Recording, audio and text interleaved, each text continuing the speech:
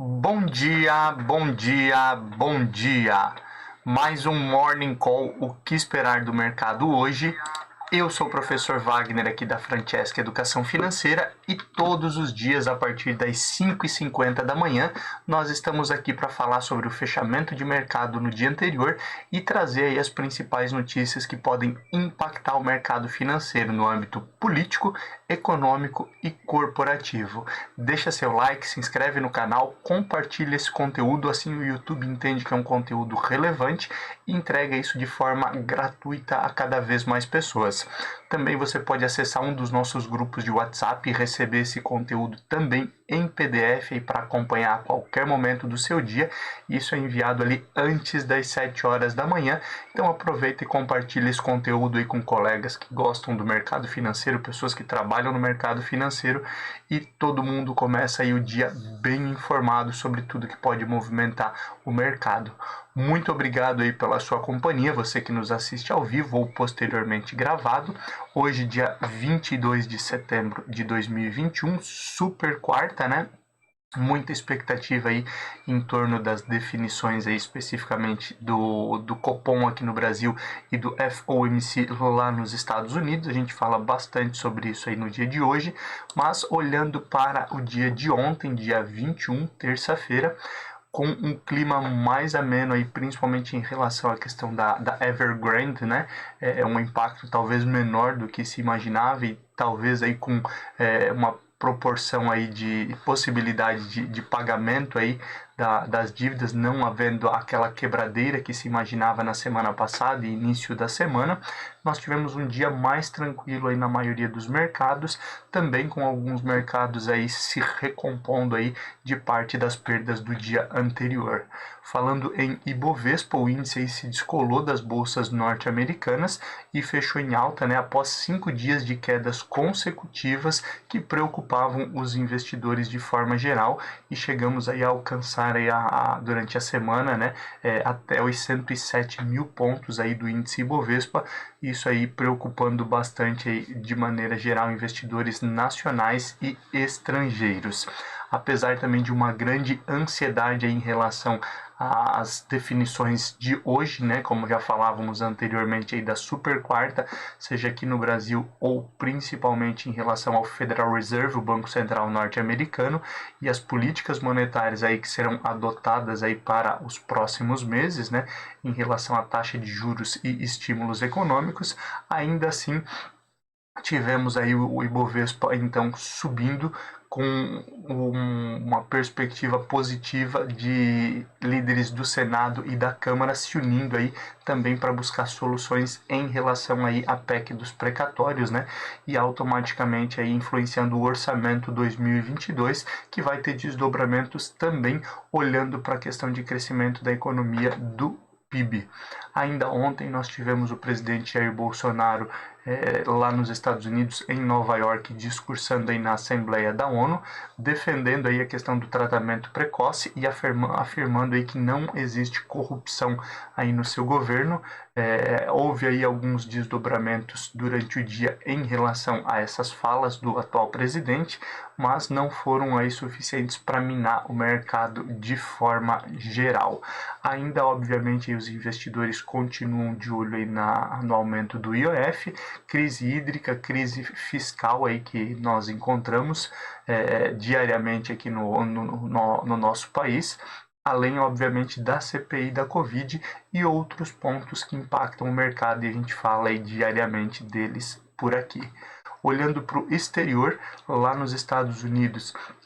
as bolsas fecharam aí na sua maioria em uma leve queda aí, principalmente com essa preocupação em torno das falas hoje aí, das definições aí do FOMC, que basicamente é o Copom lá dos Estados Unidos, que define aí a taxa básica de juros e também deve falar sobre a política monetária e a questão dos estímulos econômicos, se continuam ou se serão reduzidos. Nós também tivemos aí o minério de ferro, né, olhando para o exterior, estabilizando, né, reduzindo as suas perdas aí que foram fortes nas últimas semanas. Ainda temos no dia de ontem aí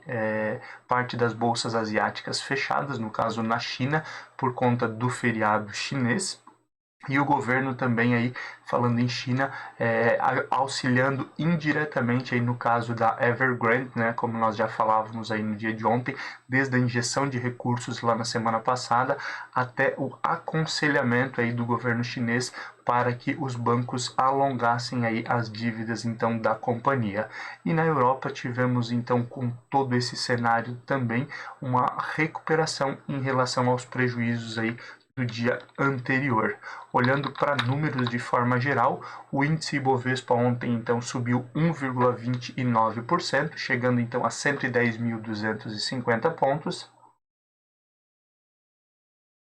O dólar teve uma queda de 0,88%, voltando aí ao patamar de R$ 5,28. E quando olhamos para as bolsas norte-americanas, a Nasdaq, bolsa de tecnologia, foi a única que teve alta de 0,22 a 14.746 pontos. O índice S&P 500 caiu 0,08, uma lateralização negativa, a 4.354 pontos, e Dow Jones caiu 0,15 a 33.919 pontos.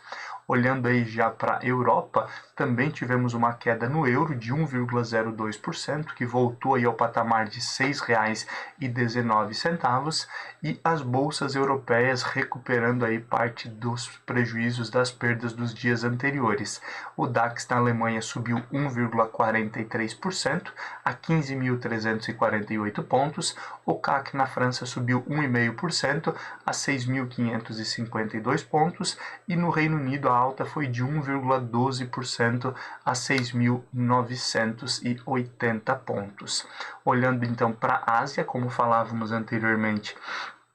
nós tivemos aí o feriado, né, segundo dia de feriado na China, que reabriu então no dia de hoje, e aí hoje já temos fechamento, então, que falamos aí ao final do nosso Morning Call, mas ontem não tínhamos informação referente à China, e no Japão aí ontem tivemos uma queda de 2,17% a 29.839 pontos, ainda reflexo do dia anterior, né, lembrando que daí no dia anterior também era feriado no Japão, e o Japão aí não sofreu aí as consequências das quedas drásticas no mercado no dia anterior, então isso refletiu no dia de ontem. Olhando para o cenário de cripto, continua aí em queda as principais criptomoedas. O Bitcoin caiu ontem 6,09%, enquanto o Ethereum caiu 8,36%, justamente aí pelo momento aí de instabilidade e obviamente aí com a volatilidade normal que já existe dentro desse cenário de criptoativos.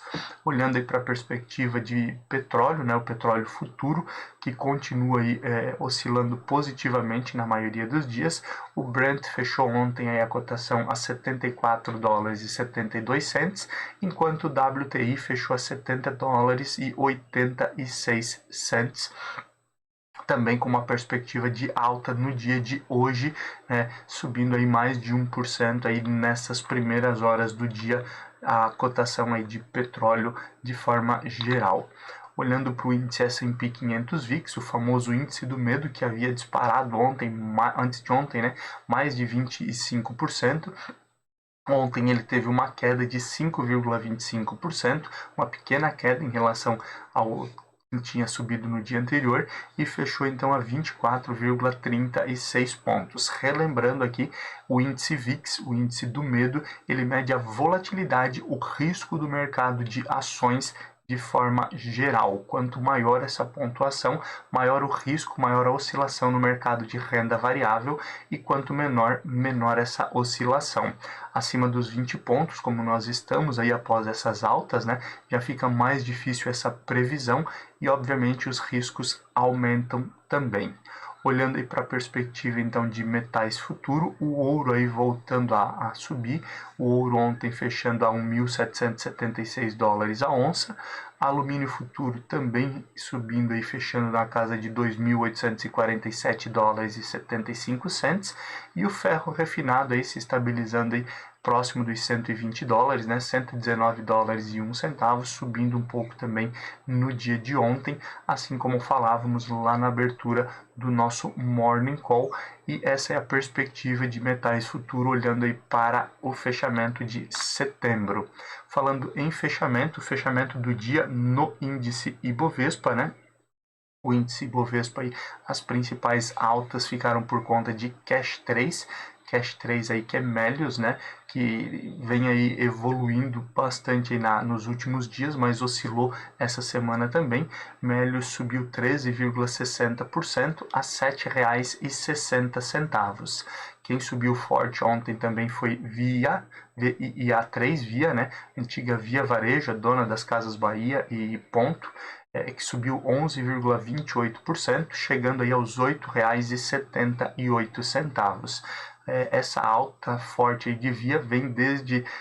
alguns aspectos de algumas instituições recomendando a compra com um novo preço-alvo aí para 2022. Isso, óbvio, ainda traz divergência entre especialistas, mas ontem algo relevante que foi divulgado e impactou também nesse sentido foi o alcance aí de 100 mil vendedores no marketplace aí da Via, e automaticamente então houve essa alta das ações no dia de ontem. Ontem nós tivemos também alta de CVC-B3, CVC Brasil, subindo 6,50% a R$ 21,94. Lame 4, que é o ticker de lojas americanas, né? Agora, especificamente, Lame 4 é o que cuida da holding, né? Virou a holding. E temos o outro ticker, Amer 3, que é a loja física juntamente aí com B2W, mas Lame 4, então, subindo 4,94% a R$ 5,52. E fechamos as 5 principais altas com COGN3,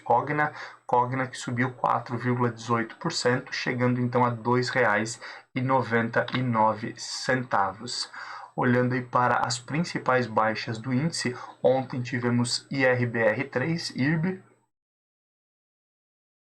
que caiu 1,84% a R$ 4,79. Sula 11, que caiu 1,74% a R$ 27,03. RADL3, droga raia, aí, que caiu 1,15% a R$ 25,65.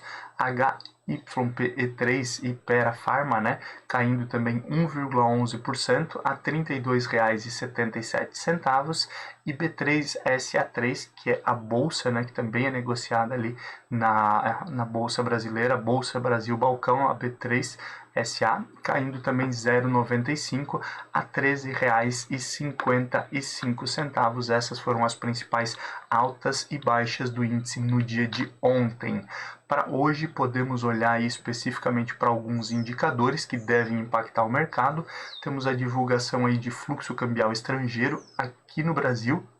na agenda de indicadores, olhando aí para essa perspectiva aí de confiança do investidor internacional. E após o horário, né, cerca das 18h30, após fechamento, nós temos então a decisão do Copom sobre a taxa básica de juros. Então vale a pena ficar de olho nesses indicadores que devem movimentar o mercado hoje e no restante da semana. Já olhando aí para indicadores internacional, hoje aí nós temos discurso aí de membros do Banco Central alemão, também olhando para essa perspectiva aí de política monetária, discurso de membros do Banco Central Europeu, olhando nesse mesmo sentido, então vale a pena ficar de olho. Temos o indicador de venda de casas usadas lá nos Estados Unidos, e lembrando aí que falamos essa semana aí sobre o mercado imobiliário norte-americano e global,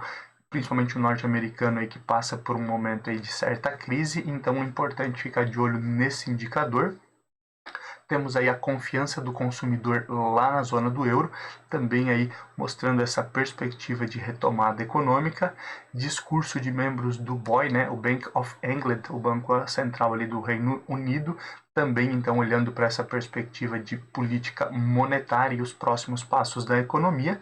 E o tão esperado aí por volta das 15 horas, né, 15h30, nós temos aí a definição da taxa de juros lá nos Estados Unidos, né, e a política monetária do Fed, o Federal Reserve, Banco Central norte-americano, que culmina aí logo em seguida com a coletiva do FOMC, que é basicamente o Copom, onde os diretores, né, o presidente do Banco Central, Jerome Powell, deve falar aí, mostrando um pouquinho daquilo que foi decidido em relação à taxa de juros e os próximos passos da economia, olhando para a política monetária. Olhando agora um pouquinho especificamente para a política, né, não política monetária, algo que a gente fala diariamente aqui pelo impacto que ela tem aí no mercado financeiro, alguns pontos aí que podem impactar o mercado nessa semana e principalmente no dia de hoje. As conversas aí que evoluíram bastante em relação à PEC dos precatórios, né, que foram uma das tônicas positivas do dia de ontem, principalmente aí com lideranças da Câmara e do Senado se reunindo aí para tentar chegar a um consenso e mudar algumas perspectivas dentro do texto da PEC dos precatórios, buscando essa aprovação e uma folga aí no orçamento 2022, traz aí uma certa preocupação também aos especialistas. Alguns especialistas dizem que as mudanças feitas aí podem trazer um maior risco e principalmente aumentar a dívida aí dos próximos governos, né? Lembrando que de qualquer forma existe a perspectiva de parcelamento, né? Sempre olhando aí para aquela questão de pagar no próximo ano apenas o valor que foi pago em precatórios no ano anterior, acrescido da inflação dos últimos 12 meses, seguindo aí a regra aí do teto de gastos, né, que é uma das ideias criadas aí para aprovar a PEC dos precatórios. Ontem, o presidente da Câmara, o Arthur Lira, ele convocou uma comissão especificamente para atuar nesse sentido, para chegar nesse consenso, e a partir de hoje essa comissão deve se reunir para o quanto antes, né, para acelerar essa votação, lembrando aí que existe prazo para isso, né, nós temos agora aí 23, 24 dias aí para finalizar todo esse processo, inclusive com a sanção do presidente Jair Bolsonaro, para que não seja necessário refazer aí o orçamento para 2022. Olhando um pouquinho aí para 2022 também, e principalmente do prisma da eleição 2022, que deve impactar bastante o mercado, em entrevista ontem, o governador do Rio Grande do Sul, Eduardo Leite, que é um dos pré-candidatos, né, deve participar das prévias aí do PSDB para a definição de quem será o candidato. Tem o Eduardo Leite, o João Dória, governador de São Paulo, entre outros nomes aí que podem concorrer nessa prévia, mas o Eduardo Leite ontem foi buscar apoio em Brasília em uma conversa com o presidente da Câmara, Arthur Lira, e também em entrevista aí deixou bem claro aí a sua defesa em relação a uma terceira via, né, saindo um pouquinho da polarização Lula-Bolsonaro e criticando aí principalmente o PT, né, o Partido dos Trabalhadores, aí por criar essa polarização aí já desde as últimas eleições e por essa existência aí dessa polarização onde atualmente a maioria da população não quer a volta do ex-presidente Lula, mas também não gostaria de ter um novo mandato do presidente Jair Bolsonaro. Essas foram as falas então de Eduardo Leite defendendo aí a criação dessa terceira via aí como disputa aí as eleições presidenciais de 2022 e devemos ter desdobramentos nesse sentido. Vale a pena ficar de olho nesse cenário também. A reforma administrativa, que nós já falávamos aí no dia de ontem, que tinha ficado empacada principalmente aí pela mudança, né, do relator ali em retirar aí da reforma administrativa o judiciário, membros do Ministério Público, policiais e militares também. Ontem tivemos uma mudança onde o relator incluiu novamente os juízes dentro aí da reforma administrativa, mas ainda não há um consenso para votação da reforma. Por mais aí que tenha sido incluso os juízes, ainda existe discussão nesse sentido e existem algumas lideranças também que não querem incluir o judiciário e já se manifestaram que não irão votar se houver essa inclusão aí do judiciário também. Vale a pena ficar de olho, visto que a reforma administrativa aí tem o principal objetivo de reduzir a máquina pública, né? A despesa que nós temos aí com a máquina pública e automaticamente trazer um pouco mais de folga para o orçamento aí nos próximos anos, visto que a receita, né, ela tem sido comprometida bastante por conta desses gastos aí aqui no Brasil. Continuando aqui, a comitiva do presidente Jair Bolsonaro, que está em Nova York aí por conta da reunião da ONU, né, recebeu algumas críticas, principalmente aí por conta da não vacinação do presidente Jair Bolsonaro e também da forma como ele tem defendido aí a não obrigatoriedade da vacina. E ontem tivemos aí a confirmação do Marcelo Queiroga, que é o ministro da Saúde, testando positivo aí para a Covid-19 lá em Nova York, e mesmo que não tenha contaminado o restante da comitiva que está lá nos Estados Unidos, ele precisa ficar agora 14 dias em quarentena lá nos Estados Unidos antes de retornar. Então aguardamos cenas dos próximos capítulos, mas também podendo impactar o mercado essas situações. O ministro do STF, o Lewandowski, pediu aí explicações ao presidente do Senado, né, o Pacheco,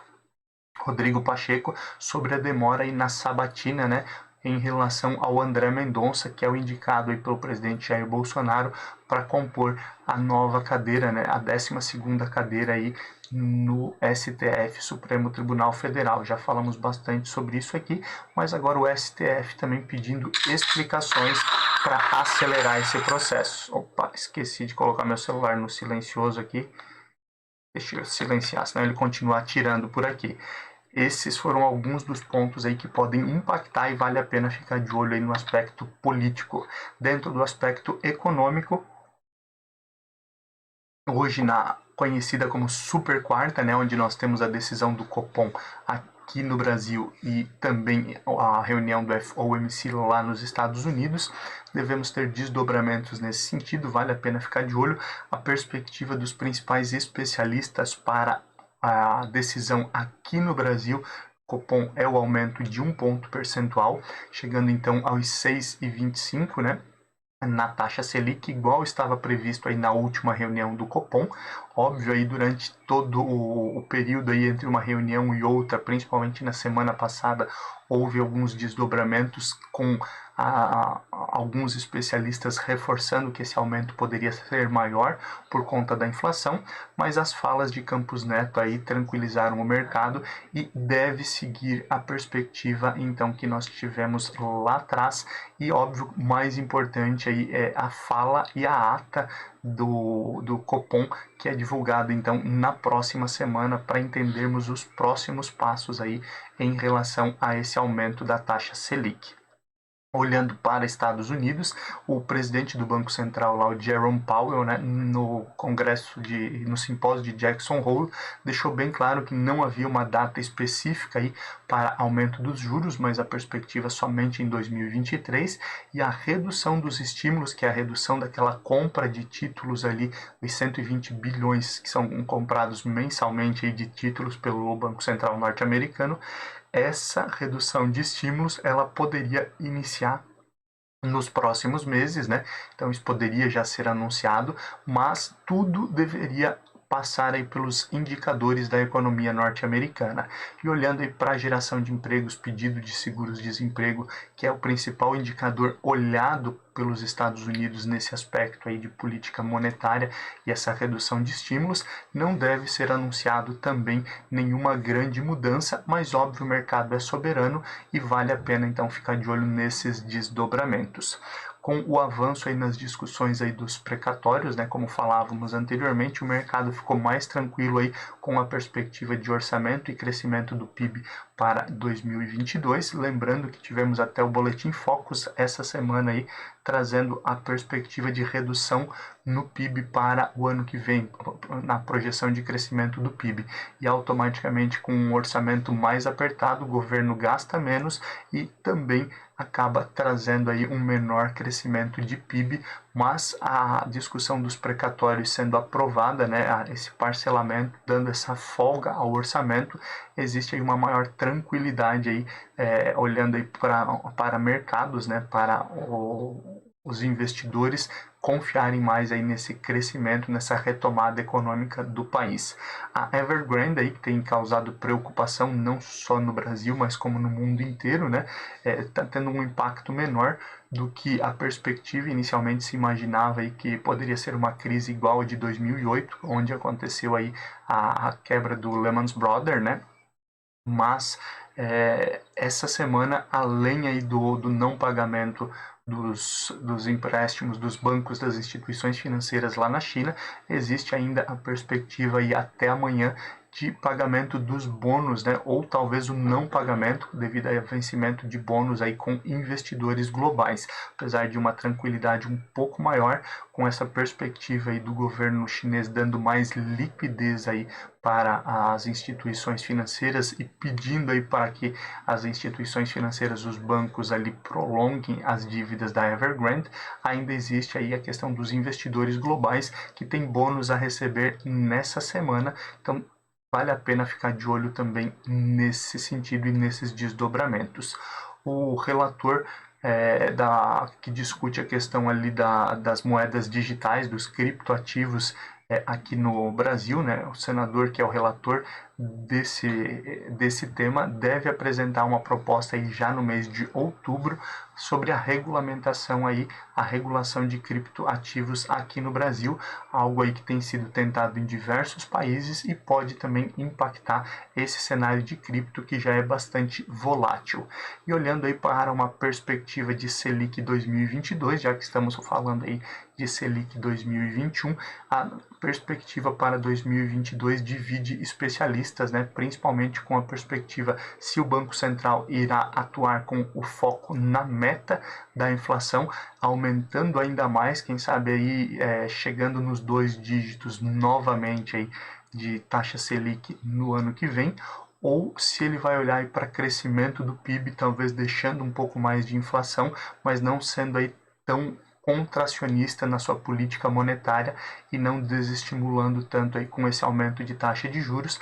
Também vale a pena ficar de olho nessas falas e, como eu disse, olhando também aí para a ata do Copom, que é divulgado na terça-feira da próxima semana, vale a pena olhar esses desdobramentos. Entrando um pouquinho aqui em cenário corporativo, aquilo que pode impactar o mercado hoje e nos próximos dias, as ações da Uber dispararam aí no dia de ontem, com a perspectiva aí da companhia apresentar lucro, né, antes do esperado, né? A Uber, assim como aconteceu com a Tesla, né, e outras empresas, viviam aí balanços atrás de balanços aí com prejuízo, né, por conta aí da expansão, principalmente dessas empresas, e se projetavam um lucro mais para frente. Agora a Uber, né, os diretores e CEOs aí da Uber falaram aí em uma possibilidade de haver um lucro antes do esperado, e no dia de ontem então as ações já começaram a disparar. Isso pode ter alguns desdobramentos também para o mercado. Lembrando, isso não é recomendação de compra, apenas trazendo aí uma notícia de que pode trazer aí nova evolução aí nos preços aí das ações da Uber, principalmente por essa nova demanda. Olhando um pouquinho para edital e leilão do 5G, que já falamos um pouquinho essa semana, até sexta-feira a Anatel vai votar o edital do 5G e o relator do projeto aí diz que ainda esse ano deve sair do papel o 5G, isso também aí melhorando toda a questão de telefonia e internet móvel aqui no país, e também aí facilitando para as empresas de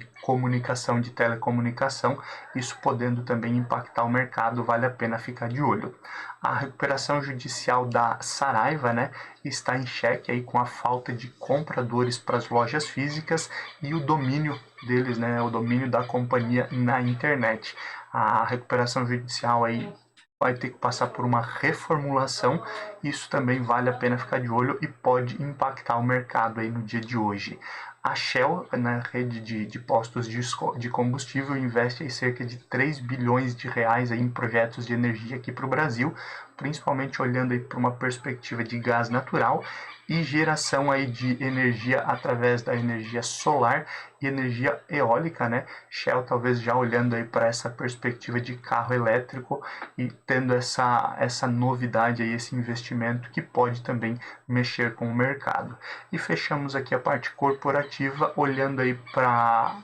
obra da fábrica da Heineken, né, que está sendo construída lá em Belo Horizonte, Minas Gerais, que foi embargada, né, por ameaçar um sítio arqueológico. Isso mexe bastante aí também com o cenário de bebidas no Brasil, né? A Heineken que vem entrando forte, inclusive criando um centro de distribuição no Rio de Janeiro ali para facilitar também o escoamento aí